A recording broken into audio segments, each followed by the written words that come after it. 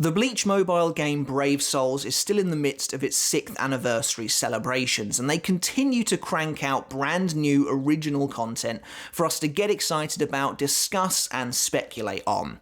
And you guys seem to really enjoy the previous video I made looking at Aizen's brand new form debuting in the game.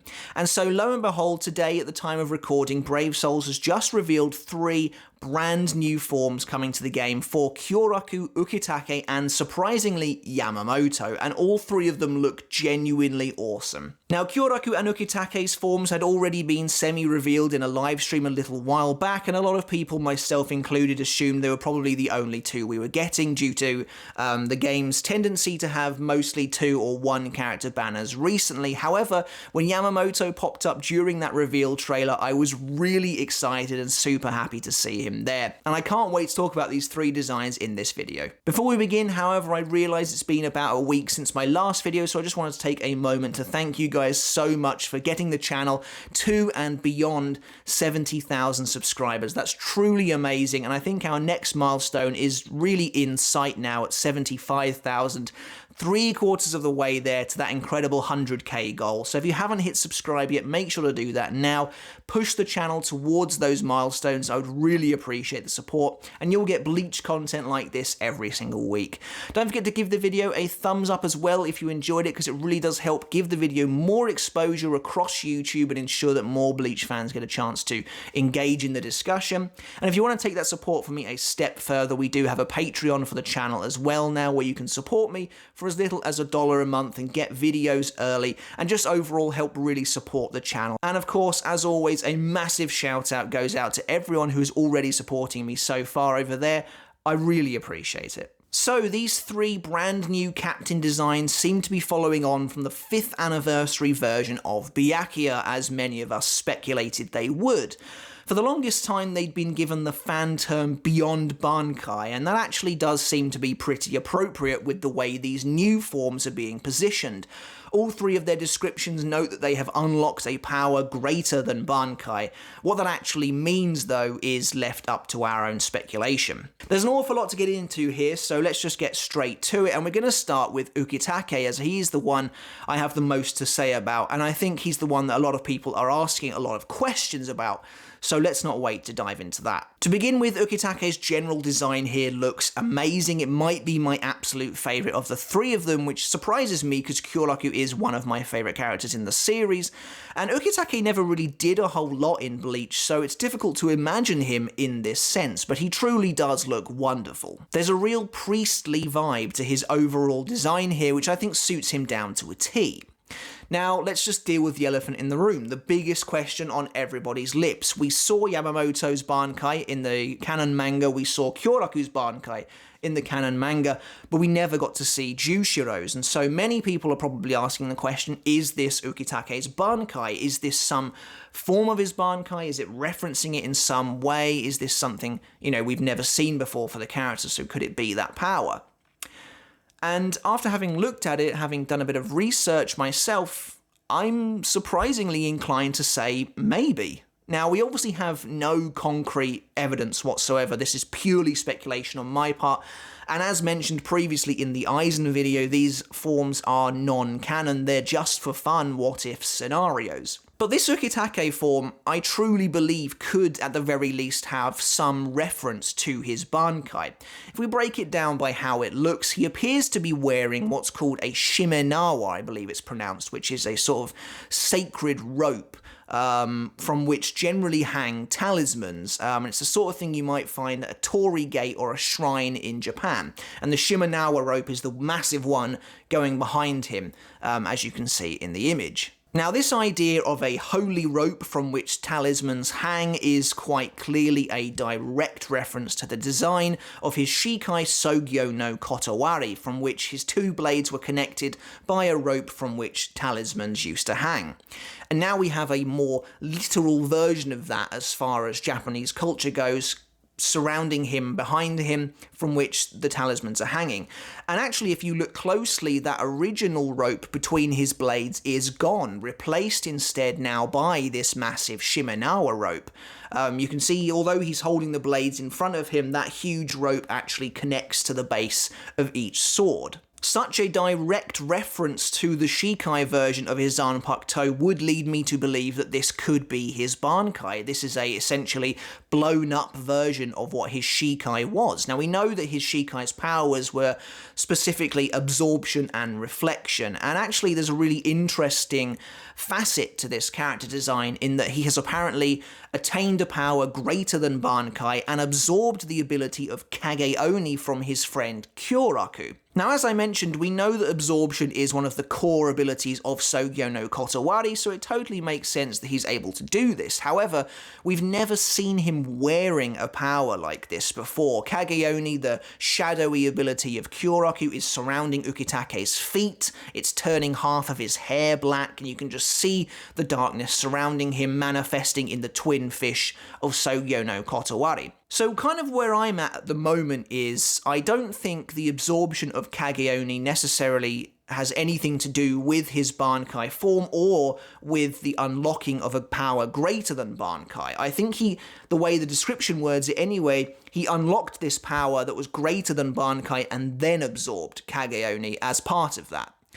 So it could be that his Bankai is what's left over. It's the fan collar, it's the massive Shimenawa rope behind him that's attached to his Zanpakuto.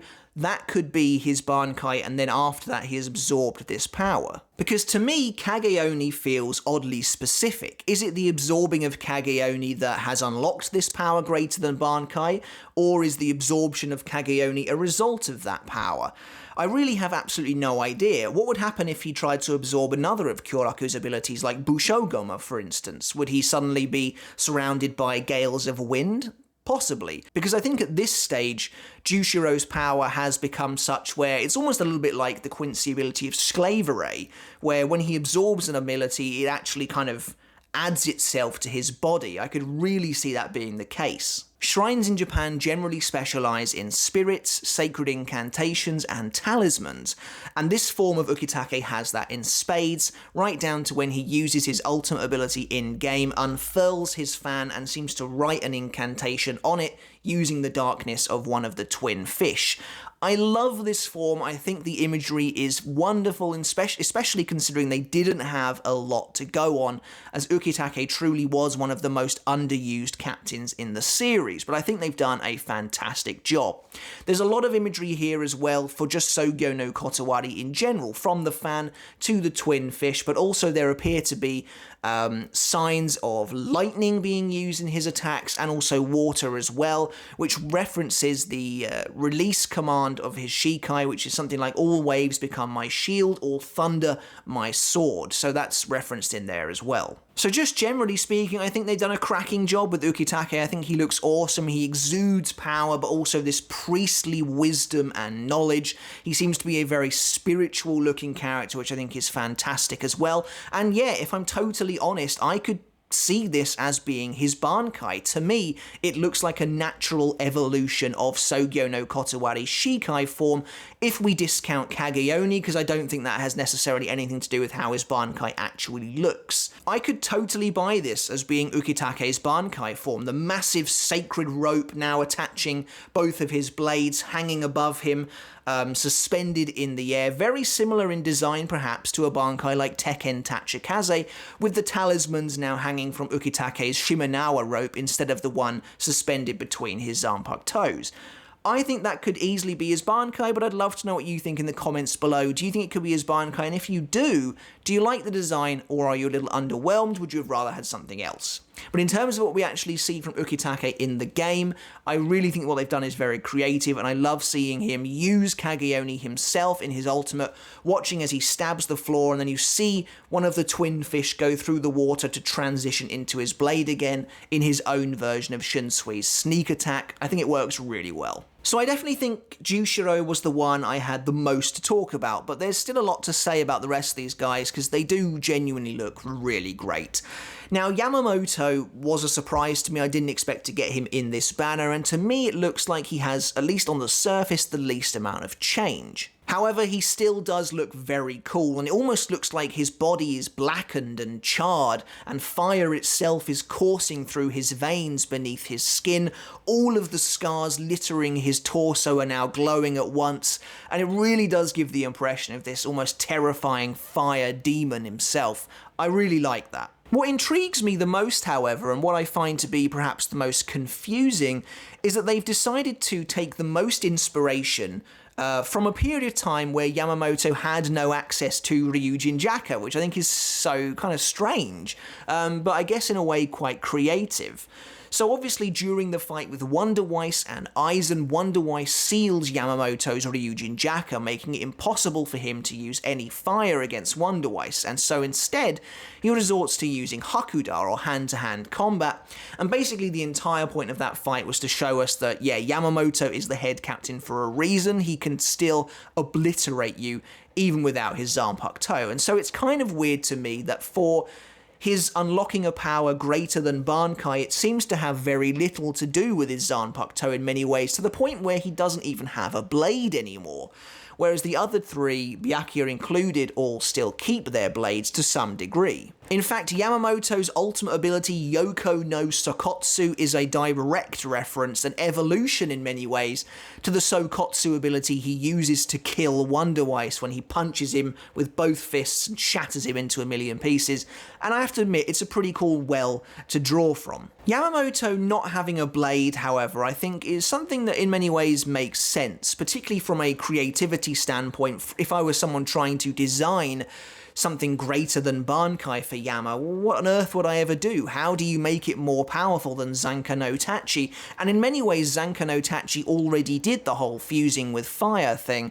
We've already seen that with Yamamoto, so this one's kind of cool in that it seems to have mostly internalized that fire, and Yamamoto seems to be able to turn his body to flame at will and channel it through the very earth itself. Now, while his design might not be the craziest out of all of them, I do genuinely think his artwork might be the best we've ever seen in Bleach Brave Souls. It just looks amazingly good, like on a totally different level, and I think the others look amazing as well, but there's something about this Yama one, the colours used, that really pops. And his description in game says that his body is now wreathed in flame and he can use his fists to control any situation. Now, I wouldn't say that was completely accurate. His body's not really wreathed in flame. That's more his Bankai. His arm certainly is wreathed in flame, and I find that to be kind of interesting as well. It's actually the arm that he lost in the manga that is completely covered in fire. And that to me spells maybe two things. Now, interestingly, it could mean that that arm is still missing for Yamamoto and he has just generated a fully functioning arm made of fire. Or it could be maybe a reference to Ichigo's final Getsuga Tensho, in which one of his arms was like considerably more covered in Reiatsu than the other one, to symbolise Yamamoto fusing with his Zanpakuto. I'm not entirely sure. Either way, it looks pretty cool. So while Yamamoto might look underwhelming in some aspects comparatively to his peers, I think they've done a pretty cool job trying to make the man who had Zanka no Tachi more powerful than ever before, in basically coming out and saying, no, Yamamoto himself is the power. Like, he doesn't need a blade. He can just punch the floor and basically have a massive wave of flame come out because he doesn't need a sword anymore. He can do everything that Ryujin Jaka could and more. And I think perhaps that's actually quite creative. When I was thinking of an idea for what his Beyond Bankai thing could have been, you know, I was thinking abilities like Enetsu Jigoku or his Kakajumana Kushi Dai Sojin ability, where he summons all the skeletons from the floor. They've gone smaller scale than that, and I kind of think it works. At the same time, it does mean that the emphasis on Hakuda for this character means that there are virtually no references to his Bankai or really his Shikai outside of the fact he's using fire, which I guess could be seen as a little bit strange. And then finally we get to my favourite current captain, pretty much my second favourite character in the entire series behind Aizen, and that is Kyoraku Shunsui.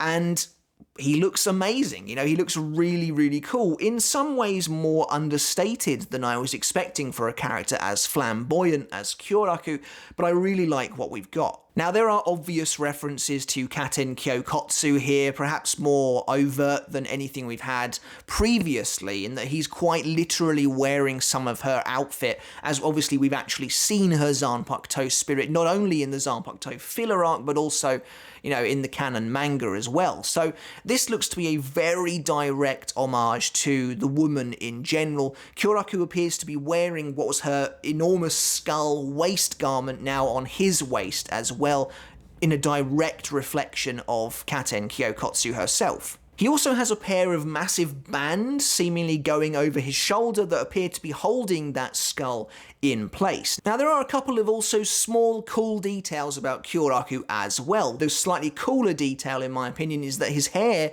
is actually down. It's no longer in a ponytail for the first time. I think in the entire series, his hair is actually flowing, and it looks really cool. Something I always wondered about, because we've never seen it like that. You know, if Kubo has a design element like that, generally he'll show it, like Renji, for instance, who always has his hair up, but you see it that one time down. Whereas Kyoraku, I don't think we ever did. So that's a really nice little detail. Now, when I was talking about flamboyance earlier, the flowing pink tessellated Hayori that's almost seemingly fused to his own captain's uniform is something I really enjoy. I think it looks really cool. It's very Kyoraku as well.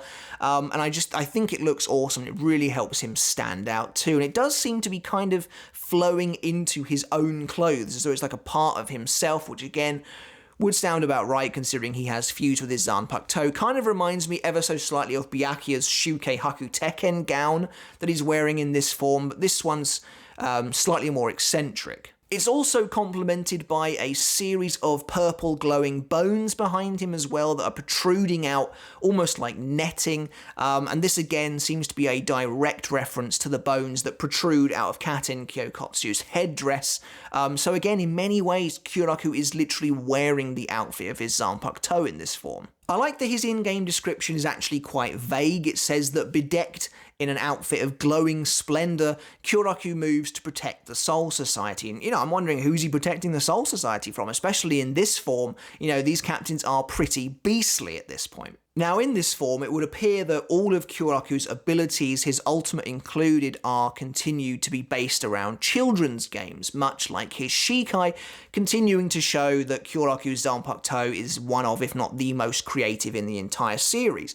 I am a little surprised, though, as we do know what Kyoraku's Bankai actually is, and it's not really anything to do with children's games. So, to me, you would kind of think that a power beyond Bankai, unlocking a power greater than Bankai, whatever you want to call it, would maybe have more akin to do with his Bankai than his Shikai. Byakuya is quite clearly based off of the most powerful ability in his Bankai, so that's kind of weird to me, but I do like the creativity it offers. Now, for his basic attack, he does seem to be flinging out small, almost like tornadoes, small whirls of wind, and they're actually surrounding little spinning tops, and this seems to be a direct reference to his Shikai ability, Bushogoma, which I mentioned earlier, which is literally called like the wobbly spinning top or something like that, which is really nice to see. However, I'll be completely honest with you, I have absolutely no idea what his special attack 1 and 3 are supposed to represent. I'm guessing they're games of some kind, and if you know, please let me know. I did try and research it beforehand, but I don't think anyone had come to any kind of a conclusion before I got the video out. The first one seems to be generating a stream and then sending red ribbons down it. I'm really not sure. And then the third one, I have to admit, I hate. I think it's so ugly looking.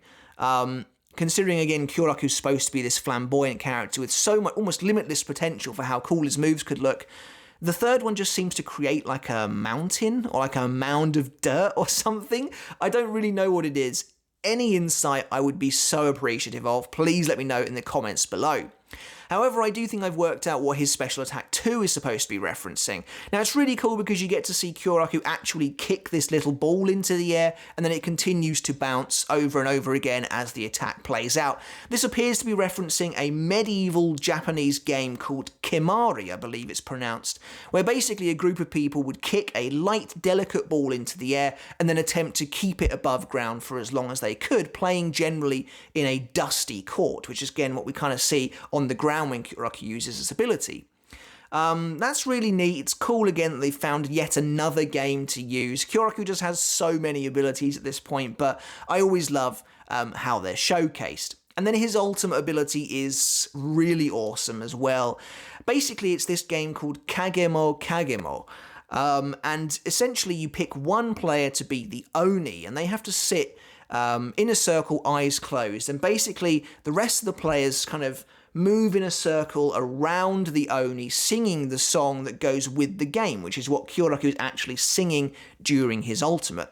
And then eventually when the singing stops, the Oni in the middle must guess correctly who is standing directly behind them. And I think we can assume in this ultimate they fail to do so, which is why Kyoraku stabs them in the back. Again, I love it. I think it looks wonderful in the actual game itself. It's portrayed really well. Super surprised to see Kyoraku singing, but I think it works. Again, it's so ominous as well, really pushing that ominous side to Kyoraku that I think works incredibly well for the character. And that's basically it for our 3 brand new forms in Bleach Brave Souls. That's honestly one of my favourite things about this game, is that it keeps bringing such refreshing original content to Bleach for characters that, you know, maybe we never expected to see anything new from. The biggest question on my lips as we end this video is that Jushiro's Bankai, or is it some remnant of his Bankai? And to me, at the moment, until it's disproven, I'm perfectly content to say I think it is.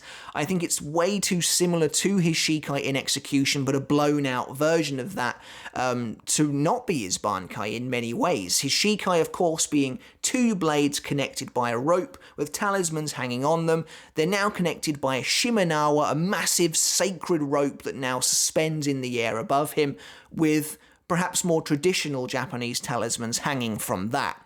And now he has the ability to seemingly completely absorb abilities into himself, as he has done with Kage Oni, which is fantastic, which is really cool. So it could be his Bankai. Obviously there's nothing concrete, these forms are non-canon, and we have nothing to directly say it is, other than it's supposedly a power greater than Bankai. But that's it for this video, guys. I hope you enjoyed it. Do let me know in the comments below what you think of these brand new forms for Kyoraku, Ukitake, and Yamamoto. And of course, as always with Brave Souls, if you're planning on trying to summon for them, I know I will be.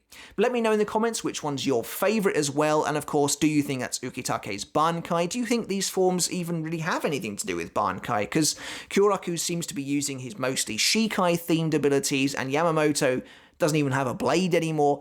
So maybe they're not actually as direct a reference to Bankai as originally thought, even though Byakuya's appears to be. Alright guys, but until next time, if you haven't subbed, make sure to hit that button already, and I'll see you next time. Goodbye.